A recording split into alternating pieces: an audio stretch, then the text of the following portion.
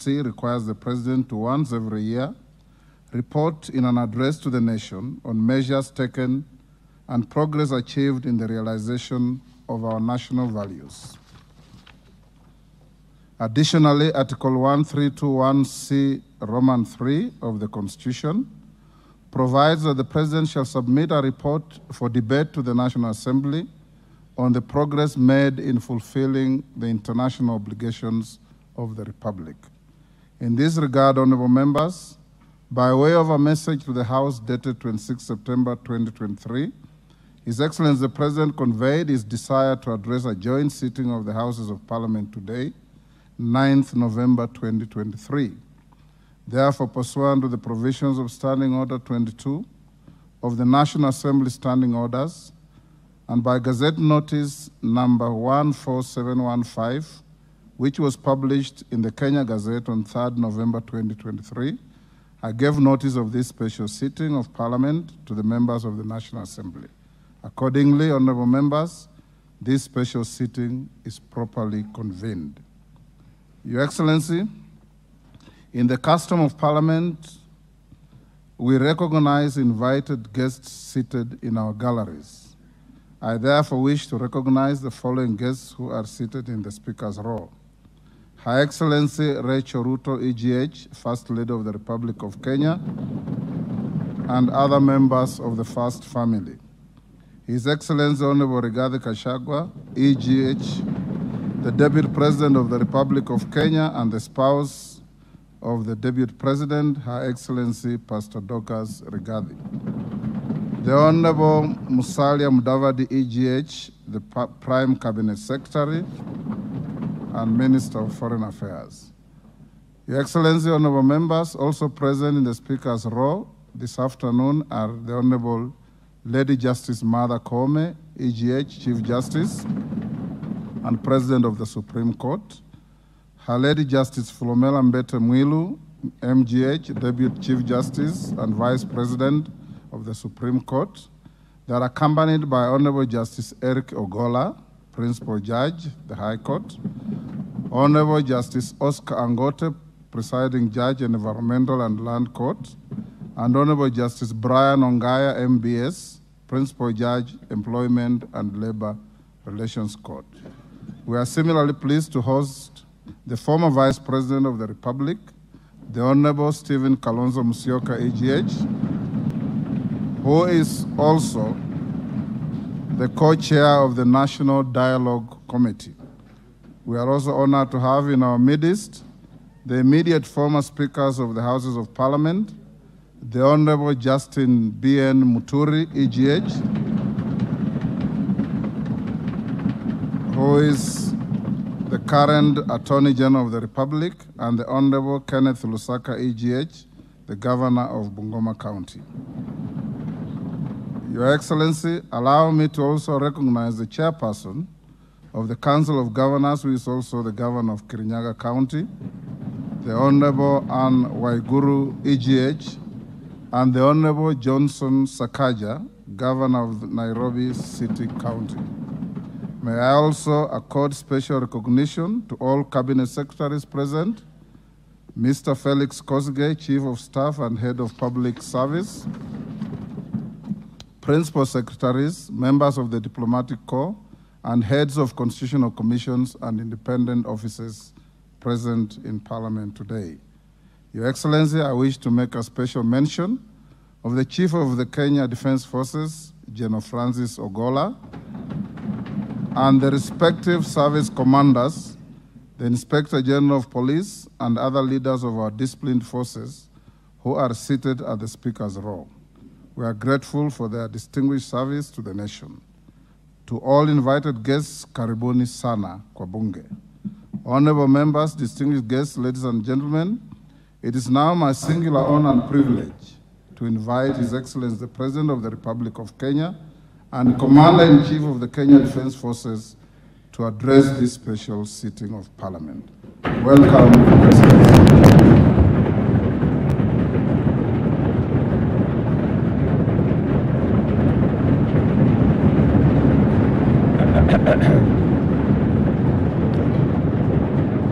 Thank Thank you very much.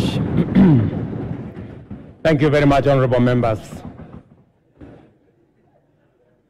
I arise before this distinguished assembly of the democratically elected representatives of the people of Kenya to discharge my constitutional function under Article 132(1)(c).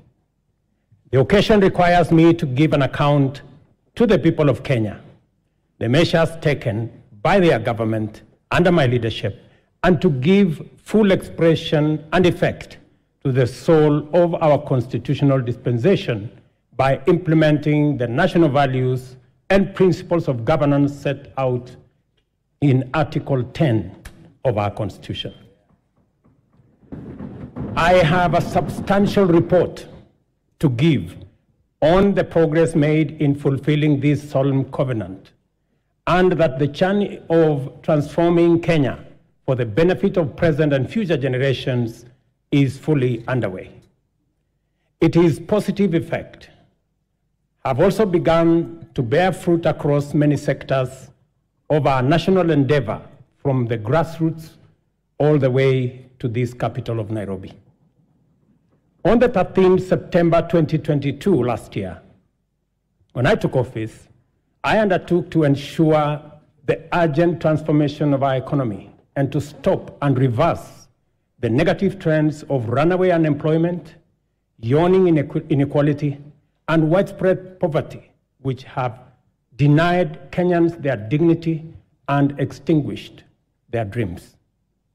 The mass appeal of the bottom-up economic transformation agenda was due in large part to the fact that its development and articulation, as well as its content and implementation strategy, represented our national values in action. It was inclusive, democratic, committed to social justice and the protection of the marginalized.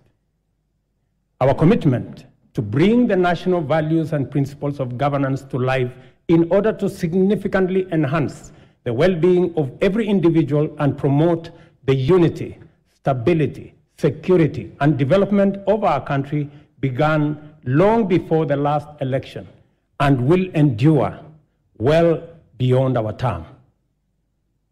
It has been my manifest intention to live up to all the commitments set out in the plan, and despite enormous challenges and tremendous difficulties, we have made encouraging progress in a positive direction.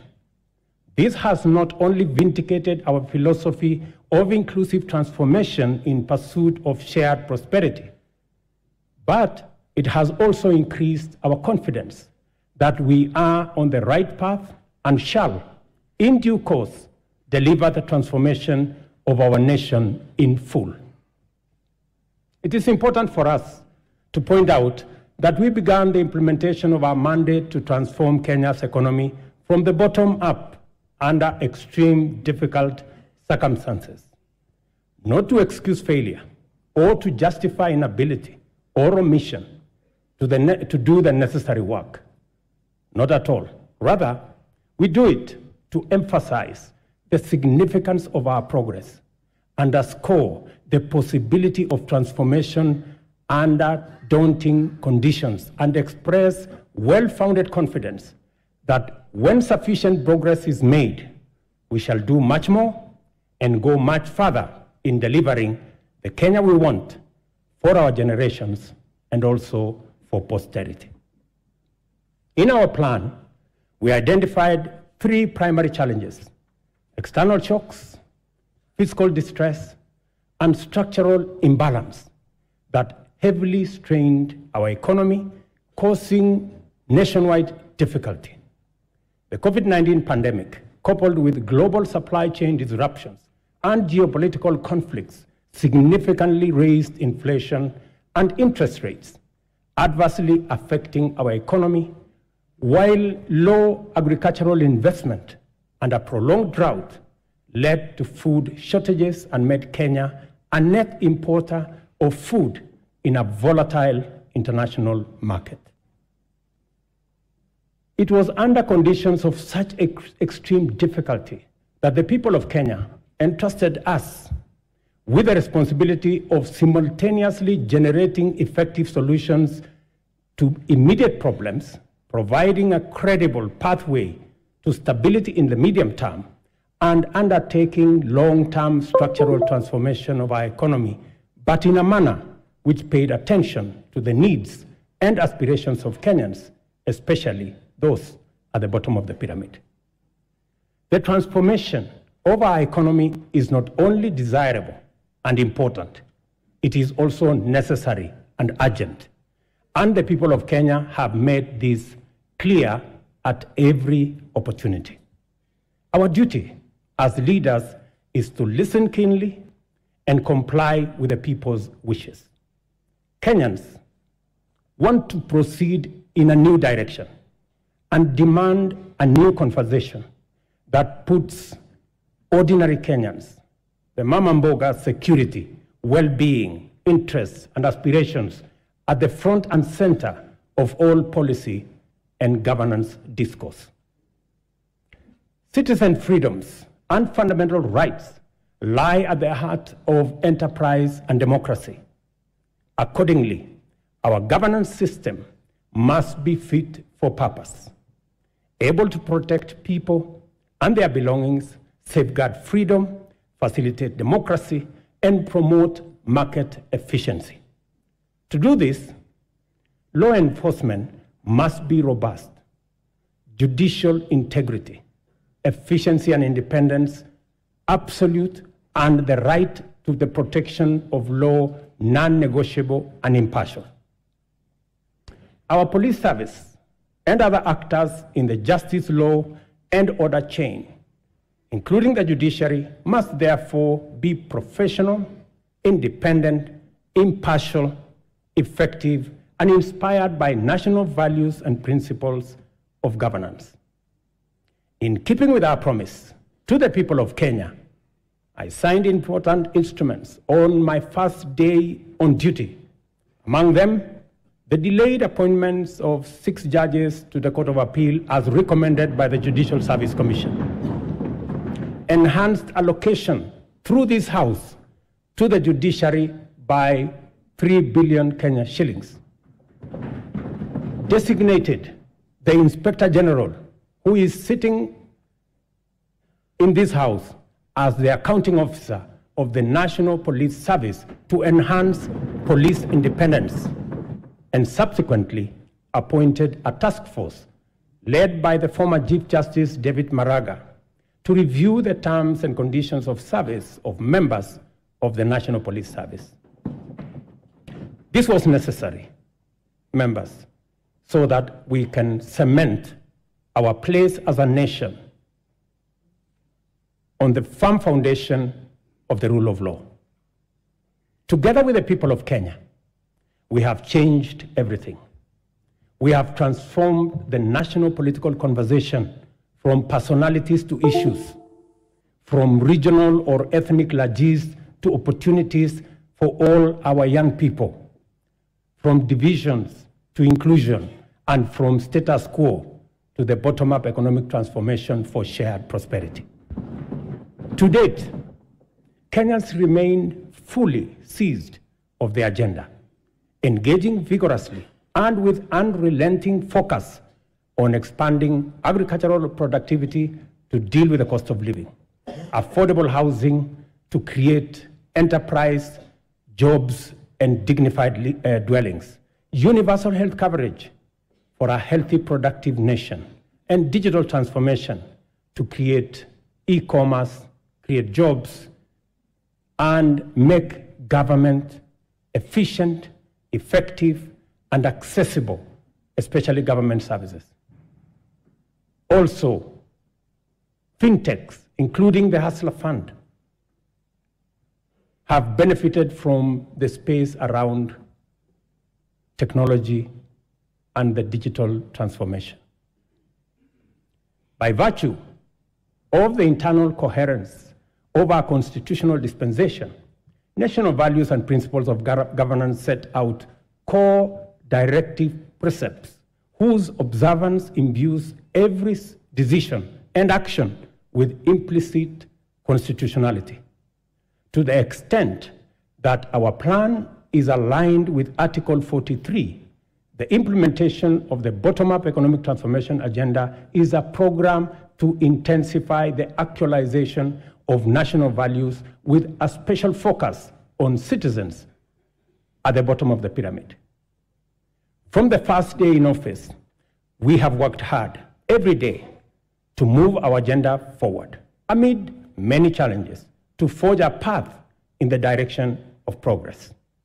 This is the essence of our commitment, to make progress despite challenges and move forward by overcoming great obstacles. We must never be defined by our problems, and Kenya's destiny cannot be derailed by our challenges. Honorable members, the cost of living is not an abstract phenomenon. It is a reality experienced by households, which can be addressed through practical action and effective measures. One of the most salient interventions in addressing the high cost of living is the strategy to support agricultural production throughout the sector, ranging from food and cash crops as well as livestock value chains. I am committed to put the shame of hunger behind us once and for all. We rolled out a countrywide farmer registration and fertilizer subsidy program that has made available 5.5 million bags to farmers across Kenya. We have progressively reduced the cost of fertilizer from 6,500 to 2,500, increased maize acreage under production by an extra 200,000 acres this year, and enhanced maize production by an additional 18 million bags this year. As a result of these interventions, today, a 2-kilogram packet of maize flour is selling at a low of 145 and a high of 175, depending on the brand you buy, down from 250 shillings a few months ago. The famous Gorogoro of maize is selling at between 60 and 75. Honorable members, you know how much it costed a few months ago. We have also established 22 new fish landing sites in 9 counties in Nyanza and the Coast region. We have funded and organized beach management units into cooperatives, set up 2 hatcheries in Kabonyo in Kisumu County and in Shimoni in Kwale County. And we are in the process of completing Liwatoni fish processing plant in Mombasa by end of next month, and Shimoni Fish Port by the end of next year. Again, to bring our blue economy resources into the realm of food production. To achieve efficiency, transparency, and accuracy in fertilizer distribution, we enrolled farmers on a digital register with accurate details of the location and acreage of their agricultural land holdings. This database enabled us to implement an e-voucher system through which farmers receive their fertilizer consignments for planting and top dressing of maize, tea, coffee, rice, potatoes, cotton, edible oils, sugarcane across the country. Our farmers are the best people to speak about the success of the fertilizer program. Yesterday, I spoke to several farmers in different parts of the country. Ms. Alice Nato, a single mother in a place called Milo in Bungoma, told me that the 2,500 fertilizer had doubled the yield in her farm from 52 bags of maize last year to 120 bags of maize this year. Another farmer, Mr. Albert Munyi from Embu, appreciated the impact of fertilizer subsidy had in his farm and asked me to work out a way that the fertilizer can be delivered closer to the farmers rather than at the National Cereals and Produce Board depot. I assured him that I will work with the governor of Embu and with all governors to actualize his proposal for him and for other farmers who believe the same. But it was Mr. Samuel Chacha of Kuria who graphically painted the picture of transformation the fertilizer subsidy has done in his farm with a phrase that struck my mind. He simply told me, Mr. President, shamba yangu ina meta.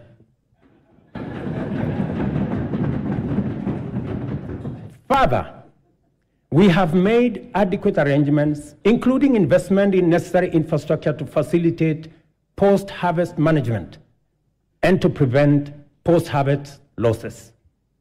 17 certified warehouses jointly managed by the National Cereals and Produce Board and the private sector owners with a combined capacity of 365 metric tons or 4,090 kilogram bags have been prepared in the maize growing areas.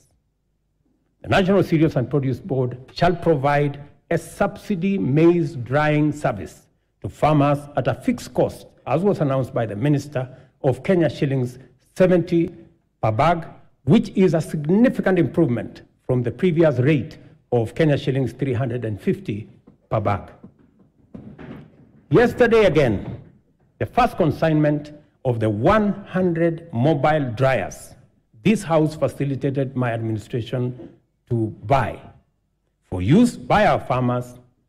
I announced to you yesterday the first consignment of the dryers docked in the country. Additionally, we are enhancing dairy productivity for better farmer returns.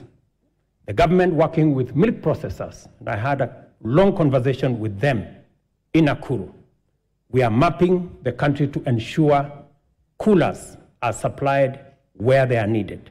Soon, farmers will be paid based on milk quality, boosting incomes, and they can also enjoy global market access. Our reforms in the coffee sector are bearing fruit, with our farmers set to earn 4 times advance pay for their crop from a low of 20 to now Kenya shillings 80, following the allocation of Kenya shillings 4 billion from the Coffee Cherry Fund that was ably facilitated by this House. Coffee reforms regulations will give farmers the necessary representation and weight at the national coffee auction. It is my intention to make sure that the auction operates with farmers at the center of it. These measures are expected to aid ongoing efforts, including expanding production to new counties and double coffee output in the next 4 years. The government of Kenya is currently restructuring public sugar mills, expediting the leasing of 5 companies for rehabilitation and expansion to boost industry competitiveness before the COMESA sugar safeguards expire. The objective includes creating a competitive sector, raising farmer incomes, and enhancing productivity. This House agreed with my cabinet that we waive Kenya shillings 117 billion non-performing debt for government-owned sugar factories, for which I am grateful to this House. This House also approved 1.7 billion shillings that will go into paying farmer arrears and other complications that arose out of the challenges our sugar sector was facing. I want to promise this House that in the next couple of weeks, we shall be dispersing that money so that farmers in the sugar growing area can go home for Christmas with their money. As earlier indicated, our public borrowing had long crowded out the productive sector from the financial markets, raising the cost of credit and slowing down trade and commerce. As I told Kenyans on my first day in office, times were difficult and many people are struggling and necessary and effective sustainable solutions were urgently needed. We must admit, honorable members, that as a country, we had been living large and way beyond our means. The time has come, therefore, to retire the false comforts and illusionary benefits of wasteful expenditure and counterproductive subsidies on consumption, by which we dug ourselves deeper into the hole of avoidable debt. The new direction may not be easy, but it is ethical, responsible, prudent, and most importantly, necessary. We've had to take hard decisions and make painful choices because we owe it to the people of Kenya to do the right thing and to confront facts as they are without flinching or equivocating. We have worked hard at home and abroad to mobilize a broad coalition of bilateral development partners.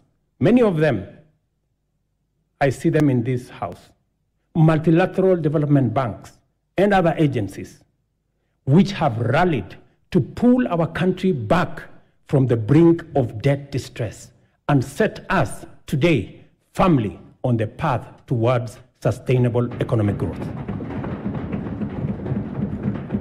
Our efforts to stabilize the situation have yielded such progress that next month, in December, we will be able to settle the first Kenya shillings $300 million or 500 billion Kenya shillings installment of the US dollars 2 billion Eurobond debt that falls due next year. I can now confirm with confidence that we will and we shall pay the debt that has become a source of much concern to citizens, markets, and our partners. Having said this, I further announce to the nation that our intention, consistent with sustained effort here and abroad, have enabled us to normalize our relations with the International Monetary Fund, the World Bank, the Africa Development Bank, and various development partners to such an extent that they are now working with us to implement the bottom-up economic transformation plan. As I earlier indicated, our public borrowing had long crowded our productive sector from the financial markets, raising the cost of credit and slowing down trade and commerce, especially the micro, small, and medium enterprises, including Mama Mboga. Consequently, many enterprises and entrepreneurs were referred for blacklisting by the credit reference bureaus, where 7 million borrowers were listed by last year. We committed to provide affordable and accessible credit and restore small business owners to good standing with credit rating agencies.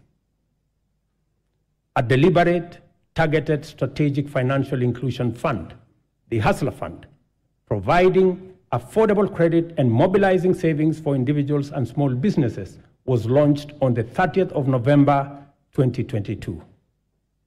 The public response to the Hustler Fund has exceeded most initial projections and surprised even the most hardened skeptics. By the end of last month, the fund had disbursed Kenya shillings 36.6 billion and in savings 2.3 billion, and with 7.5 million repeat borrowers, whose overall repayment rate is at 73%. The top borrower of the fund has so far accessed Kenya shillings 4.5 million in 816 transactions, while the top voluntary saver is at 631,491. In the intervening period, the Hustler Fund has also launched a group product which has attracted 50,000 active groups to the platform, and of which 20,000 have received 151 million Kenya shillings.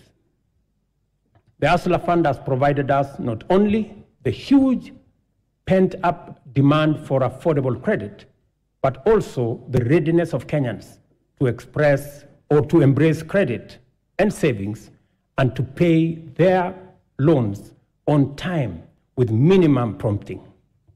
The notion that Kenyans are not creditworthy or are high-risk borrowers is nothing more than an unjust financial profiling, which has, in many instances, become a needless, self-fulfilling prophecy. Yesterday, when I called Harrison Karisa Kenga, a tuk-tuk operator in Mombasa, who has accessed 714,000 from the Hustler Fund, he suggested to me to find a way to have the fund provide asset financing so that he can buy for himself a tuk-tuk because the one he had was not his. I assured him that during my address today, I would ask the ministry responsible to respond to him. Consequently, I hereby direct the Ministry of Cooperatives and MSMEs to expeditiously engage Mr. Kenga. I will give you his telephone number. The impact of the Hustler Fund is summarized by a story of a Mr. Sospita Ondiek from Kisii. I suggest that the Kenyan film industry should look for him so that he can tell you his full story. Mr. Ondiek has a plumbing and tiling business in Kisii. And through the Hustler Fund, he has accessed 1.7 million in the many transactions he has undertaken to enhance our savings that have consistently been among the lowest globally, and to correct the delayed transformation of our social security architecture. Fundamental reforms are underway in our savings and social security space. As promised, we committed to take deliberate measures to foster a strong culture of savings amongst Kenyans and enable them mobilize resources for investment and development of intergenerational capital to eliminate old age poverty and to ensure comfort in retirement.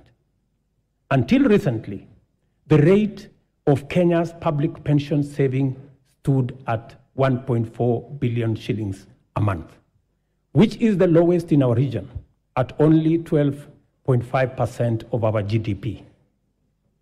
As a result of our initial interventions, the savings situation in Kenya is changing for the better.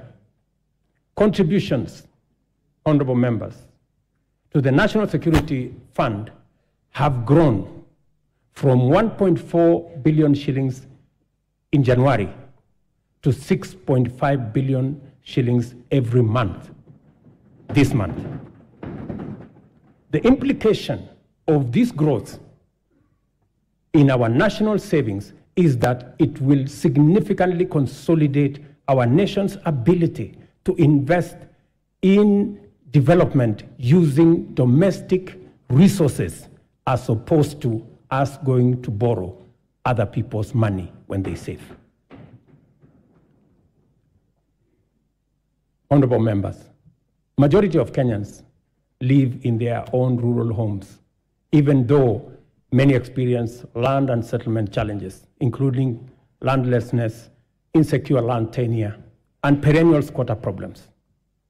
Acute housing challenges are principally an urban phenomenon, and they present a serious threat to health and safety, as well as dignity of people, particularly low-income earners.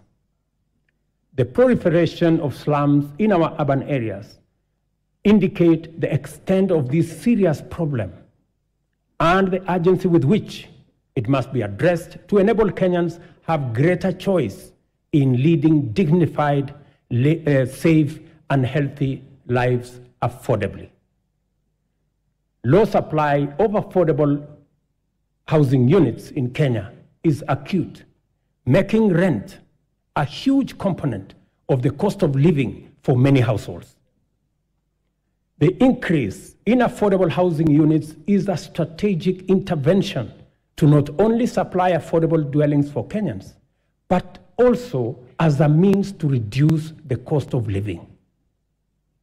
3 categories of houses will be supplied by this program: social housing, affordable housing, and for the rest, market rate housing.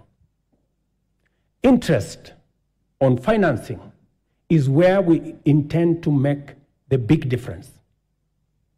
Interest at the moment, as all of us know in this house, is at almost 18%. But under this program, all interest should be or will be at single digit. For social housing, the interest will be at 3%. You know, honorable members, that we all get 3%. So even the people in the social space, they also deserve to get 3%. Those in the affordable housing space will get 6% and 9% for the people in the market category. The affordable housing program has received tremendous support from county governments across Kenya. And I want to thank governors, and I know the chair of the Council of Governors is here, through her, all governors who have worked with us to make sure that this program becomes a reality. The construction of 46,792 units in various parts of Kenya is already underway, while another 40,000 are ready to commence in a couple of weeks. 50,000 Kenyans are working. People who were previously unemployed, they are now engaged directly and indirectly in this enterprise. And the numbers will significantly increase as the projects move into the next phase and as we roll out many more units.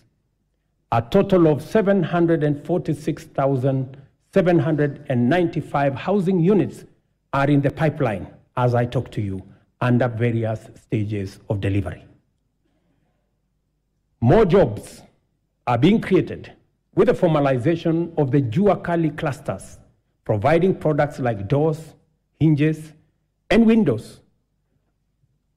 And this morning, as I visited one of the sites that I went to launch the construction in March, I was amazed that a site that was flat in March today, and I was with the Member of Parliament for Ruiru, today has 8 11-block units, almost at 60% complete.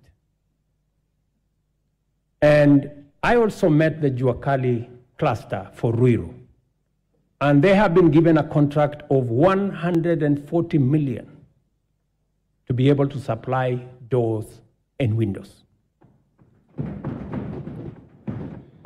Architects, engineers, quantity surveyors, masons, electricians, plumbers, transporters, steel and cement factory workers, and hardware merchants will be partakers in this transformative plan.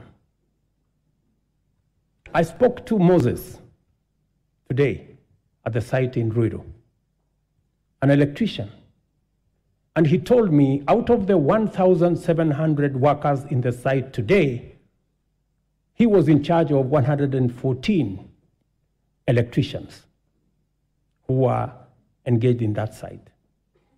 And he asked me, Mr. President, make sure the next site is ready for us, because we will finish this ahead of time. Let me also say, we are constructing 400 markets across Kenya to provide Mama Mboga with a dignified working environment, complete with water, electricity, and other amenities. And I want to thank members of this House for participating in various ways and working with us and also with the counties in identifying the right locations for these markets. Ladies and gentlemen, honorable members, our education system must develop a formidable reservoir of skill, talent, highly competitive and innovative human capital to support our vision of an economically transformed Kenya. Within weeks of taking office, I appointed the Presidential Working Party on Education Reform, led by Professor Raphael Munavu, my former teacher, who provided clarity on transition to the new competence-based curriculum and made further recommendations on necessary reforms in our education system from early childhood all the way to the tertiary levels. The Working Party concluded its work and submitted a report whose recommendations are already being implemented. The urgent and vexing question of transition to junior school has been settled, and the Kenya Primary School Education Assessment will be used for the exclusive purpose of monitoring learners' progress and not for placement in any grade. In keeping with our commitment, 56,750 new teachers have been employed. I'm sure the Honorable Milemba can confirm this. While 8,200 primary school teachers were retrained to equip them with capacity to effectively deliver learning and teaching at junior school levels. With changes to the entry requirements for teacher training colleges, admission has increased by 300% to now 20,456 trainees. I was privileged to be in Kwale last week to open the Kwale Teacher Training College, which had only less than 100 students a few months ago. And when I went there, the principal told me that the numbers have increased 4 times. At the tertiary level, the Working Party recommended an overhaul of the existing education funding framework to a variable scholarship and loan model in order to address the financing gap which denied many Kenyans the opportunity to pursue tertiary education in our universities and TVETs, but also created many complications in our universities and institutions of higher learning that by last year, our universities had accumulated debts of close to 60 billion Kenya shillings. I sat down with all the vice chancellors of our 41 public universities, and we came up with a proposal that we are now implementing. The new model for financial support is student-centered and deploys a rigorous, impartial means testing instrument to establish the level of need of every student, which then becomes the primary consideration in allocating scholarships and loans. To fully democratize our education system and make higher education accessible and affordable to all, we have also chartered the Open University of Kenya, following requisite cabinet and parliamentary approvals. I want to thank this House for expediting the Open University Charter that had been in the works for the last 10 years. I also want to announce to you that the first 1,000 students will report next month. In the course of consulting Kenyans from all walks of life during the formulation of the bottom-up economic transformation agenda, the foundational contribution of health to citizen well-being and the role of costs in driving up poverty were identified as chronic.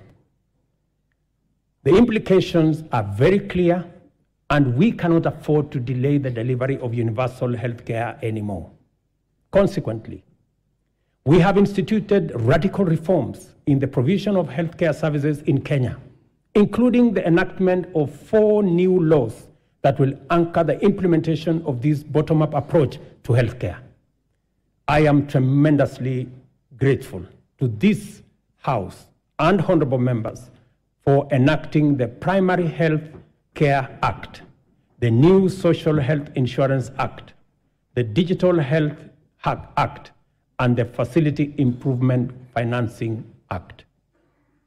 These laws, honorable members, will usher in and guarantee a new era in the provision of healthcare, covering all essential services from preventive, promotive, curative, palliative, and rehabilitative services, guaranteeing every Kenyan access to comprehensive and quality healthcare. Under Afya Nyumbani, we have scaled up our investment in healthcare workforce, employing 20,000 new healthcare workers, deploying 8,429 workers whose contracts had lapsed, and enrolling 3,394 interns across the country to increase the availability of human capital in our public health sector. Working with county governments, and I'm again grateful to them, we have taken measures to resolve the perennial challenge of human resource management in the health sector, occasioning strikes, by establishing the Kenya Health Human Resource Advisory Council, which will be a trusted mediator between government at both levels and our health sector workers. Further, under the Afya Nyumbani model, we identified preventive care as an essential pillar of healthcare service delivery because it enables Kenyans to manage their conditions early enough before they cause serious harm in their well-being and productivity. Community health promotion is our bottom-up intervention to deliver preventive and promotive health solutions at the grassroots by deploying community health promoters to visit Kenyans at their homes, provide basic diagnosis for common conditions, and refer cases to appropriate medical facilities. Together with all the 47 counties, and again, I am grateful to the governors, we have deployed 100,000 community health promoters fully equipped with the necessary kits and an electronic community health information system. In the last 1 month, CHPs have attended to 1.2 million households, just in the last 1 month. I spoke on phone to Mr. Masood Dirie, a community health promoter in Garissa, yesterday, who told me he has been a community health promoter, health volunteer since 2011. Unlike before, now he has a full medical kit and has used it to confirm that 7 people in his locality had high blood pressure. In a twist of fate, he tested himself and discovered that he too had high blood pressure. That's what he told me. And so, apart from referring others, he also had to make way to the hospital. Mr. Obembi Ogutu of Homa Bay told me that the program now makes primary health care a paperless engagement, saying it had started to reduce queues in hospitals. Through the Facility Improvement Financing Act 2023, we have established a framework that confers financial autonomy to health facilities, enabling them to retain funds generated with a mandate to improve facilities, capacity, and to provide healthcare services within that locality. In addition, the Kenya Medical Supplies Agency, as part of many radical reforms, will now deploy ICT to manage supply chains of essential health products and commodities.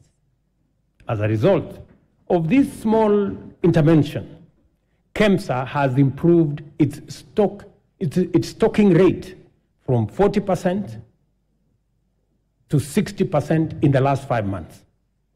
And we are now targeting 80% by March next year.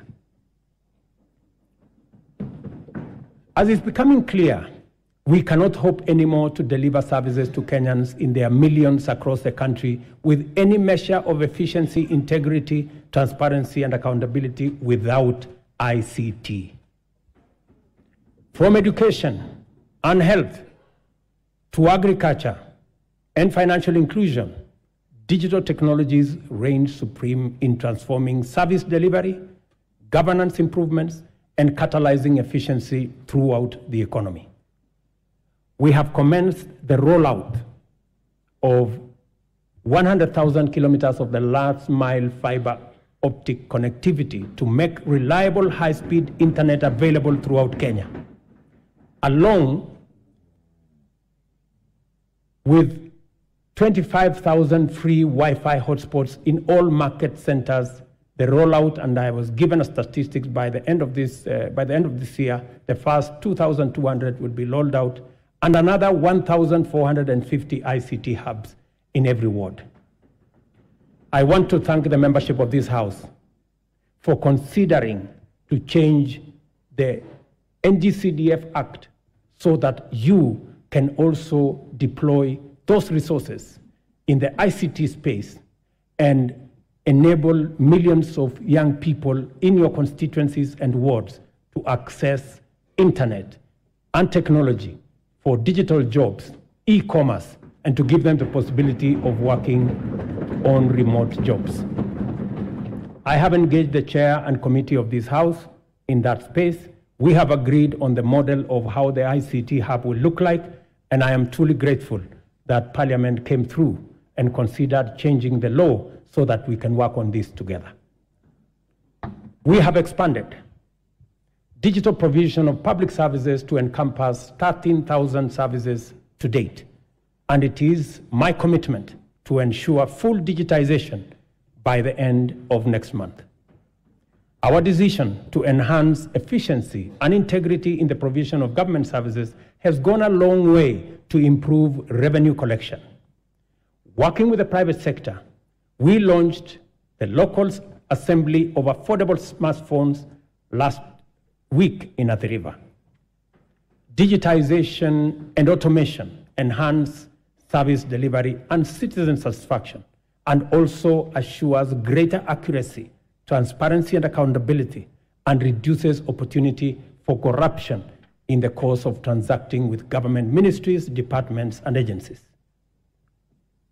Corruption, honorable members, wastage, inefficiency, and negligence are serious threats to our transformation agenda and unacceptable practice that has no place in our nation.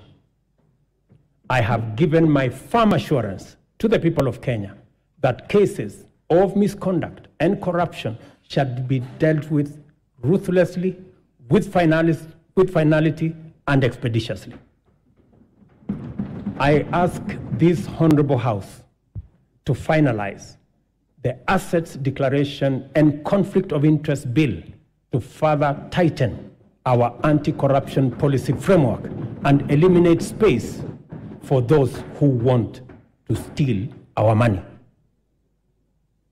The security and safety of all citizens is our foremost commitment and most fundamental obligation, without which every other endeavor is not possible. The reason why Kenya has continued on the path of steady progress is that we have maintained stability, peace, and security by affirming our territorial integrity and maintaining internal tranquility. This is not to say our country has not had its share of security challenges. The specter of terrorism is a continuing threat that we must remain constantly vigilant against.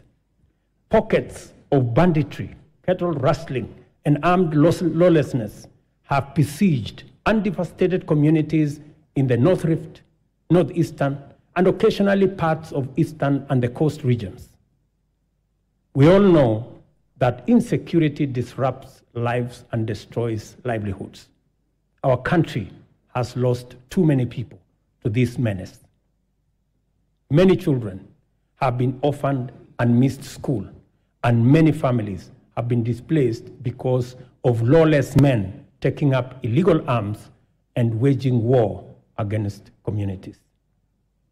The government exists to ensure that those who challenge our sovereignty, territorial integrity, national security, and the safety of the people of Kenya are expeditiously countered and rendered harmless. We have therefore taken firm and decisive measures to deal with the challenge of banditry, armed crime, cattle rustling, and other forms of impunity in all parts of the country, beginning with a successful security operation to restore calm in the North Rift. We have been systematic, focused, thorough, unrelenting, and totally committed to removing for good all threats to lives and livelihoods of Kenyans. I know there are pushbacks from the criminals, but I want to assure the honorable members of this House that we will be unrelenting. And until it is done, it is not done.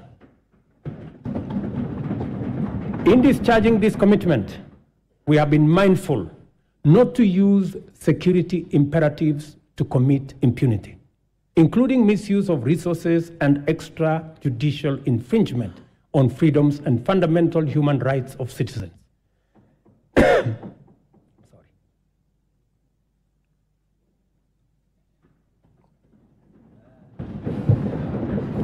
Sorry. We are conscious to provide security as a public service for the benefit of law-abiding citizens and as a guarantor of economic growth. Therefore, our security services have been committed to a citizen-centric, rights-focused, inclusive, and community-based security strategy. I am therefore quite clear that there exists no tension between the effective delivery of security services and the upholding of human rights and fundamental freedoms. We can be, and therefore must be, secure, yet free and democratic. In order to entrench our all-of-society coalition, we have resolved to enhance diversity and inclusion by expanding enrollment in the National Youth Service as an agency to capture young people at the bottom of the pyramid. Consequently, we are doubling enrollment to 40,000 yearly in the National Youth Service and have made it absolutely mandatory that every village, center, town, and city in Kenya is properly represented in the recruitment. To consolidate this proposition, we have directed that 80% of future recruitment to all security services, from the military, the police, KWS, Kenya Forest Service, and all other security agencies, 80% will come from the well-trained, talented, and committed young men and women who have undergone training at the NYS.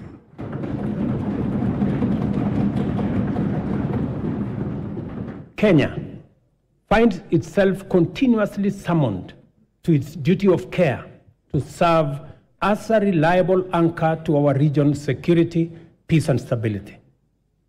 We continue to answer our historic, moral, and strategic responsibilities to deploy our resources in solidarity with our region in general and our immediate neighborhood in particular. To prevent the imminent collapse of Goma in eastern DRC, which we have had would have had serious consequences for the wider East African region, we deployed our troops under the East African Community Regional Force. We have continued to anchor the fight against Al-Shabaab in Somalia under the Africa Union Transition Mission in Somalia. The Kenya Defense Forces continues to make Kenya proud, and I salute them. It is our firm position that only a democratically accountable system that is sensitive and responsive to the adverse and diverse composition of Sudan can secure that country. Given the regional interconnectedness, together with the Kingdom of Saudi Arabia and the US, we have engaged the Jeddah process as IGAD to fashion a framework that will be best placed to successfully deliver peace in Sudan. Honorable members, our economy is firmly interconnected with regional, continental, and global economic systems. Our security and stability is likewise integrated with those of our neighbors. Kenya has a fundamental, essential, legitimate, and clear interest in conducting robust diplomacy in form of bilateral and multilateral engagements. For the last 12 months, we have continued to fulfill our international obligations through Kenya's leadership in the international arena. This is underscored by the high-level summits Kenya has hosted and participated in. Kenya successfully hosted the inaugural first-ever Africa Climate Summit. We also hosted the 43rd Ordinary Session of the Executive Council, the 5th Mid-Year Coordination Meeting of the Africa Union, and the Regional Economic Communities, and the first-ever African edition of the Berlin Climate and Security Conference in Nairobi. All these summits have brought into our country about 30 heads of state and government and over 30,000 delegates from different parts of the world. The government has made deliberate efforts to harness the immense and potential of Kenyans also in the diaspora. Indeed, I established the State Department of Diaspora in the Ministry of Foreign Affairs so that they can fully participate in the affairs of our motherland. I have committed to work collaboratively, consultatively, and collectively with the counties and all Kenyans to uphold our cherished national values as human dignity, equity, social justice, national unity, inclusiveness, integrity, good governance, transparency, and accountability. I encourage all honorable members and indeed all Kenyans to embrace an open mindset in regard to national strategic interests and to leverage on our rich heritage and diversity. One of the greatest strengths of our country is our capacity to devise bold, unprecedented solutions to our threats and challenges, create imaginative strategies to avert danger, and chart new paths to deliver us from adversity. There is no doubt that our nation has been confronted with immense pressure emanating from political misunderstandings sometimes and electoral disagreements. And it is because we have a robust democracy, which we are very proud of. Such pressure can disrupt lives and livelihoods and undermine our economy. Thankfully, Kenyans always find the moral strength and political imagination to reach across the political divide and engage in dialogue in the spirit of goodwill, fraternity, and commitment to the national interest and the welfare of the nation. It would be, honorable members, remiss of me not to mention the ongoing bipartisan process of national dialogue that has enabled our leaders to find common ground on many of the issues whose resolution will accelerate our transformation, deepen our democracy, and enhance national unity. Specifically, I thank the two co-chairs, my good brother, Stephen Kalonzo Musyoka, our former president, and the leader of majority in the House, Kimani Ichung'wah, for doing a wonderful job. Congratulations, gentlemen. I salute the courage and patriotism of my fellow leaders who have embraced national dialogue and engage and encourage all of us to keep up the noble work of bringing Kenyans together. There is so much to report about the progress we have made in serving the people of Kenya and transforming our economy. I have provided only a summarized highlight of the most salient instances of transformational progress in my address. It is my pleasant duty to hand to the speakers of the Houses of Parliament the three reports in full as follows. The 10th Annual Report on measures taken and progress made in the realization of the national values and principles of governance. The 10th Annual Report on progress made in fulfilling the international obligations of the Republic of Kenya. Number 3, the 10th Annual Report on the state of national security.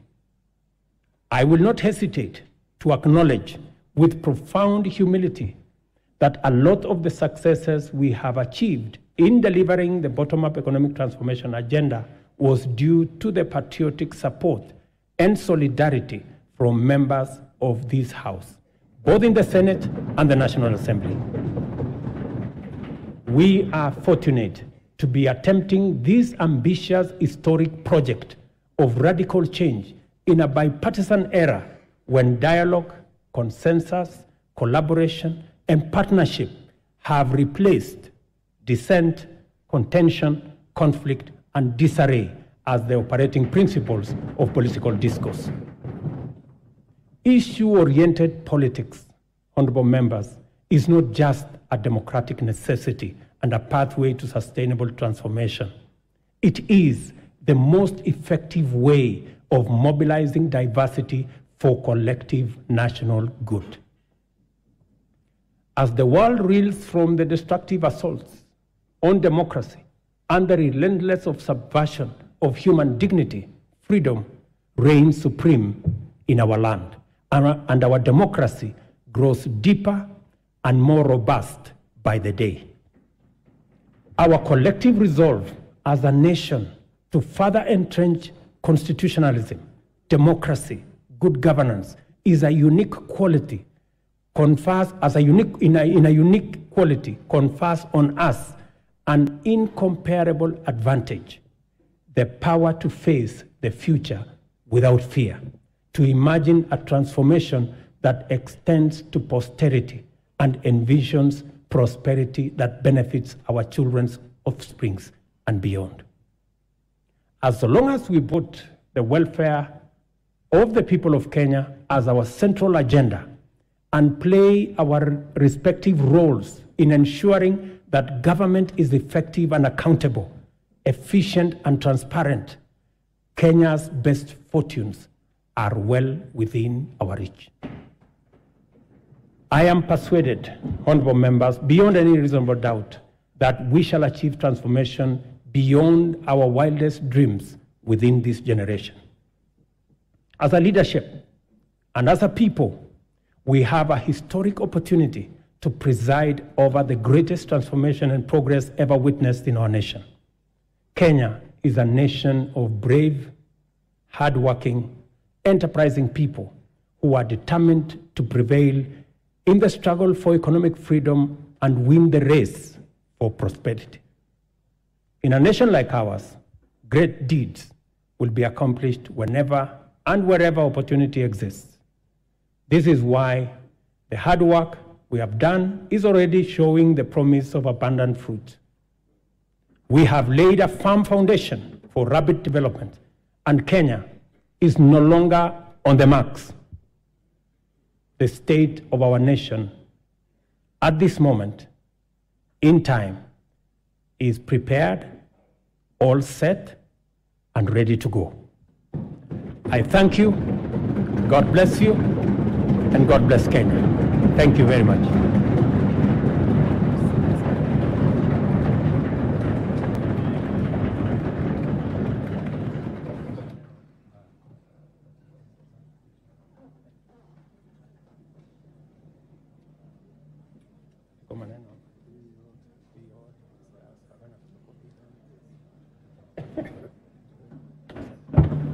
Thank you very much.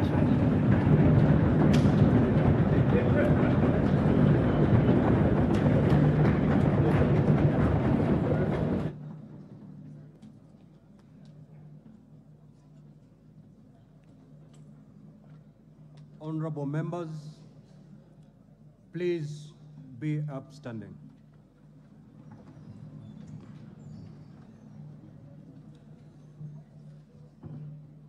Your Excellency the President, the Right Honorable Speaker of the National Assembly, honorable members, we have come to the conclusion of the business of the day, and it is now time to adjourn.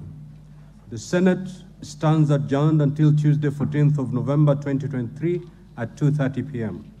in the Senate chamber. I thank you. Honorable members remain upstanding. Honorable members of the National Assembly, the National Assembly now stands adjourned until Tuesday, 14th November 2023 at 2:30 p.m.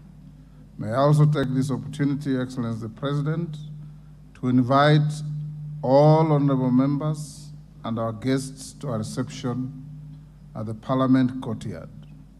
May I also request all of you honorable members and our guests to remain standing in your places until the procession of His Excellency the President and the speakers leave the chamber. I thank you.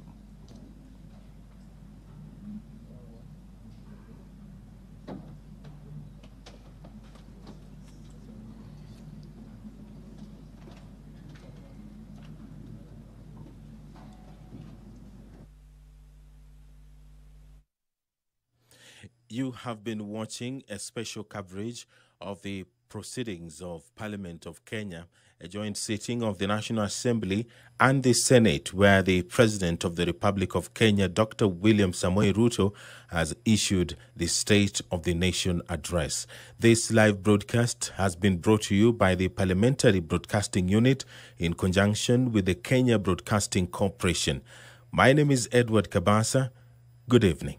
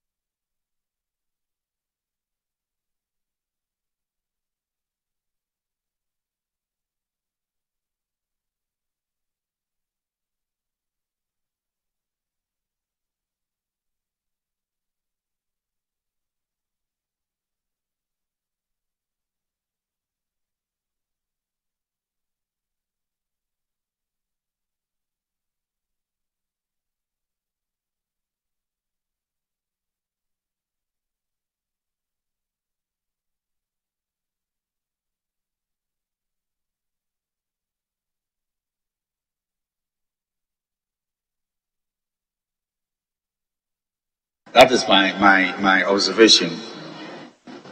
Very well. So, honourable members, we are clause 4. The proposed amendment is to insert a new sub-clause 4, which provides definition. It's for the consideration of the House. I'll put a question. All in favor of the House adopting